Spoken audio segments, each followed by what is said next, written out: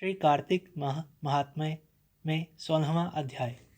यहाँ तक की कथा सुनने के पश्चात महाराज पृथु ने महर्षि नारद को श्रद्धा से प्रणाम कर कहा, हे महामुनि, कार्तिक माह में भगवान विष्णु की पूजा का महात्म्य सुनकर मुझे बड़ा आनंद आया।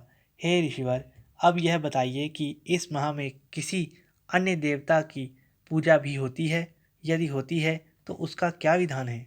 यह सुनकर नारद जी बोले, हे राजन, आश्विन शुक्ल पूर्णिमा को ब्रह्मा जी का व्रत, कार्तिक कृष्ण चतुर्थी को गणेश जी की पूजा व्रत तथा अष्टमी तथा अमावस्या को लक्ष्मी जी का व्रत किया जाता है। जो कुंवारी कन्याएं सुयोग्य वर की इच्छा से कार्तिक माह की चतुर्थी को गणेश जी का कर्क चतुर्थी व्रत करती हैं, उन्हें सुयोग्य वर की प्राप्ति होती है। यदि विवाहित स्त्री इस व्रत को करे तो उसका सुहाग अटल रहता है। नारद जी से इतना जानने के बाद राजा पृथु ने पूछा, हे महामुनि, कृपा कर यह बताएं कि इस व्रत के करने की विधि क्या है?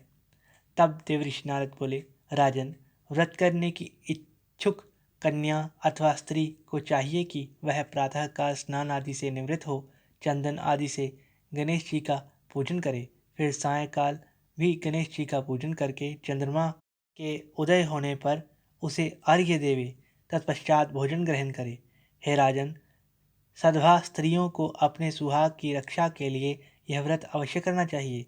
अब मैं तुमसे इस व्रत का इतिहास कहता हूँ, ध्यानपूर्वक सुनो। नारद जी ने कहा, प्राचीन काल में भद्रावती नामक एक नगर में सुधर्मा नामक एक राजा था। उसके 4 पुत्र और एक पुत्री थी। पुत्रों के नाम रविदत्त, सुशर्मा, जय शर्मा और सुशोभन थे, और पुत्री का नाम वीरमती था। इस कन्या वीरमती का विवाह देवव्रत नामक युवक से हो गया और दोनों पति पत्नी प्रेम पूर्वक रहने लगे। हे राजन, एक दिन की बात है कि अचानक घर पर ही सांप द्वारा काटने से देवव्रत की मृत्यु हो गई। यह देखकर वीरमती विलाप करने लगी। उसका विलाप सुनकर उसके माता पिता और चारों भाई तथा कुछ नगरवासी भी वहां आ गए और देवव्रत को मरा हुआ देखकर शोकाकुल हो उठे। शीघ्र ही यह समाचार कि राजा का जमाता सर्प के काटे जाने से काल का ग्रास बन गया है, पूरे नगर में फैल गया। उसी समय पुलस्त्य मुनि अचानक ही वहां आ पहुंचे और समाचार पाकर राजभवन गए। उन्हें देखकर राजा ने हाथ जोड़कर उनका अभिवादन किया और दुखी स्वर में बोले, हे महाराज, कौन से पाप कर्म से मेरी यह कन्या युवावस्था में ही विधवा हो गई? तब त्रिकालदर्शी महर्षि पुलस्त्य ने कहा, हे राजन, संकल्प लेकर भी तुम्हारी कन्या ने भगवान गणेश के व्रत की उपेक्षा की है, जिसके कारण यह वेदभय को प्राप्त हुई है। हे राजन, रिद्धि सिद्धि के दाता श्री गणेश जी की जो उपेक्षा करता है वह इसी प्रकार कष्ट पाता है। इस संदर्भ में मैं तुम्हें एक प्राचीन इतिहास सुनाता हूँ। एक समय ब्रह्मा, विष्णु, महेश और इंद्र आदि सभी देवता दैत्य के विनाश का उपाय सोचने के लिए एकत्रित हुए। उस समय ब्रह्मा जी ने कहा कि श्री गणेश चतुर्थी का व्रत संपूर्ण विपत्तियों का विनाश करने वाला है। तब सब देवताओं ने कार्तिक के कृष्ण पक्ष की चतुर्थी का व्रत किया, जिससे दैत्यों पर विजय प्राप्त हुई।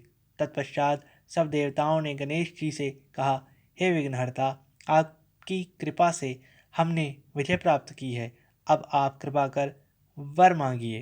तब गणेश जी ने कहा, हे देवों, यह वरदान दो कि जो स्त्री कार्तिक शुक्ल पक्ष की चतुर्थी का व्रत पूरी श्रद्धा और भक्ति से करे, उस पर सभी देवों की कृपा हो और उसका सुहाग चिरंजीवी हो। देवताओं ने ऐसा ही वरदान दे दिया। इसलिए हे राजन, यह व्रत सभी सद्भा स्त्रियों को करना चाहिए। महर्षि पुलस्त्य जी ने कहा, हे राजन, यदि तुम्हारी पुत्री अभी इस व्रत के करने का संकल्प ले और करे तो इसका पति भी जीवित हो जाएगा। यह कहकर महर्षि पुलस्त्य वहां से प्रस्थान कर गए। तत्पश्चात राजा ने अपने जमाता का शव तेल में सुरक्षित रखवा दिया। इसके बाद जब कार्तिक मास आया तो उसकी पुत्री ने विधिवत कर्क चतुर्थी का व्रत किया और उद्यापन करके ब्राह्मणों को भोजन कराया तथा श्रद्धा से दान दक्षिणा देकर संतुष्ट किया, जिसके सुफल से उसका मृतक पति पुनः जीवित हो उठा। श्री नारद जी ने कहा, हे राजन, जो मनुष्य श्रद्धापूर्वक और विधि विधान से श्री गणेश जी का पूजन करते हैं तथा व्रत रखते हैं, वे हर प्रकार के सुख भोगकर अंतकाल में देवलोक को जाते हैं। इस प्रकार श्री कार्तिक महात्म्य में 16वां अध्याय संपूर्ण हुआ। धन्यवाद। श्री कार्तिक महात्म्य में 16वां अध्याय। यहाँ तक की कथा